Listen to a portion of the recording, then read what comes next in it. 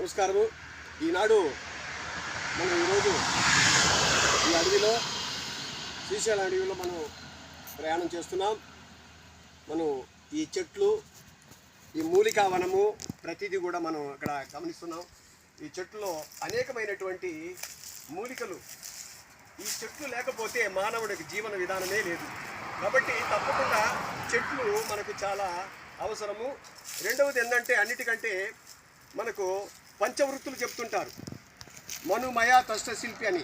దాంట్లో తక్షడు అనేవాడు ఈ యొక్క చెట్ల యొక్క కళతోటే మనం దానికి కావలసినటువంటి పనిముట్లే కాదు, శిల్పుల ఆరాధి కాలంలో దేవాలయాలకు ఉపయోగించే చెట్లు ఉన్నటువంటి టేకుతో మొదలుకొని అనేకమైనటువంటి చెట్లు, ఈ విధంగా ఈ చెట్ల ద్వారానే మనకు శిల్పాలు కూడా అనేక శిల్పాలు తయారు చేసినటువంటి దాఖలాలు మనకు ఉన్నాయి పూర్వకాలంలో.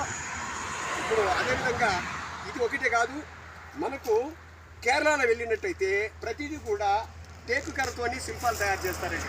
కాబట్టి ఈ శిల్పాలు కూడా ఈ యొక్క నిజంగా చెప్పాలంటే మనకు ఈ యొక్క చెట్టులో ఉన్నటువంటి హరితవనంతో ఈ యొక్క ఆకులు ఏదైతే ఉన్నదో ఈ ఆకుల నుంచి అనేకమైన ఆక్సిజన్ మనకు రావడం జరుగుతూ ఉంది.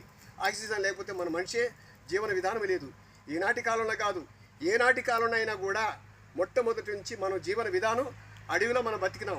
కానీ ఇప్పుడు మనం అవన్నీ కోల్పోయాం. కాబట్టి మనకు ఈ యొక్క అడవి జీవితానికి కాదు, మనం మంచి క్లాసికల్గా ఉన్నటువంటి ఏరియాకు మనం వెళ్ళిపోయి మనకు ఈ యొక్క ఆక్సిజన్ లేకుండా అనేకమైన అపరిశుభ్రమైన వాతావరణంలో బతుకుతున్నాము. కాబట్టి అడవిలో కాదు, అడవిలో ఉన్నటువంటి చెట్లు చేమలు అన్నీ కూడా మనకు ఉపయోగపడేవిదే. కాబట్టి ఈ చెట్లు చేమలే కాదండి, మనకు దీంట్లో అనేకమైనటువంటి మూలికలు. ఈ మూలికలు లేకపోతే మానవుడు జీవించలేడు. మానవుడికి చాలా ప్రాణానికి ఉపయోగపడే విధంగా ఏదైతే ఉందో ఈ యొక్క చెట్ల వల్లనే మనం అందుగురించే చెట్లను తల్లిగా అమ్మగా మనం ప్రేమిస్తాం.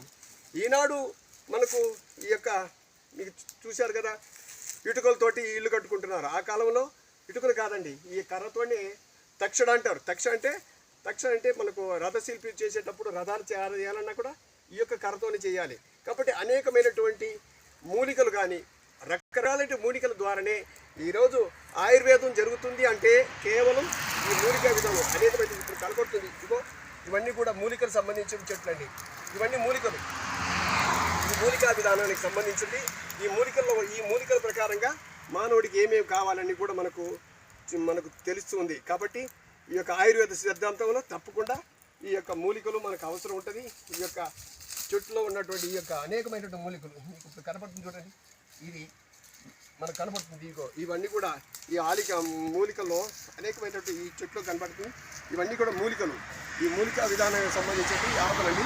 ఈ ఆకుల్లో మనకు ఎన్నో రకాలైనటువంటి మనకు ఉపయోగాలు ఉంటుంది. దీని ద్వారానే ఈ యొక్క అనేకమైనటువంటి మందులను తయారు చేస్తారు.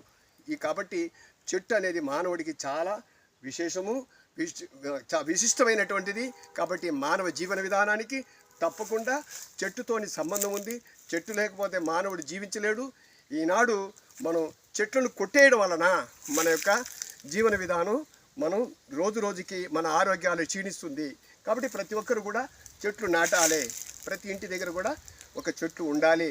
కాబట్టి ఈ కేంద్ర ప్రభుత్వం కానీ రాష్ట్ర ప్రభుత్వం కానీ హరితవనం అనే ఒక సిద్ధాంతాన్ని పెట్టి ప్రతి చోట కూడా కొన్ని లక్షల చెట్లు, వేల చెట్లు మనం నాటడం మనం చూస్తూనే ఉన్నాం. కాబట్టి ఇది వరలో ప్రభుత్వం కానీ ఇప్పుడు ప్రభుత్వం కానీ చెట్ల మీద అవగాహన ఉండాలి. తప్పకుండా మనకు చెట్లు లేకపోతే మానవుని యొక్క ఎదుగుదల ఉండదు అన్న విషయాన్ని మీరు గమనించాలి. కాబట్టి మన మున్ముందు కాలంలో చెట్లు నరకకుండా ఈ యొక్క ఏదైతే కొండలు ఏదైతే ఉందో దాన్ని కాపాడుకోవాల్సిన బాధ్యత అన్ని ప్రభుత్వాల మీద, కేంద్రం రాష్ట్ర ప్రభుత్వాల మీద ఉంది. తప్పకుండా మనం ఈ యొక్క చెట్లను కాపాడుకోవాలి. ఈ యొక్క మన యొక్క వనరులన్నీ కూడా, ఈ యొక్క వనాలన్నీ కూడా కాపాడుకోవాలి.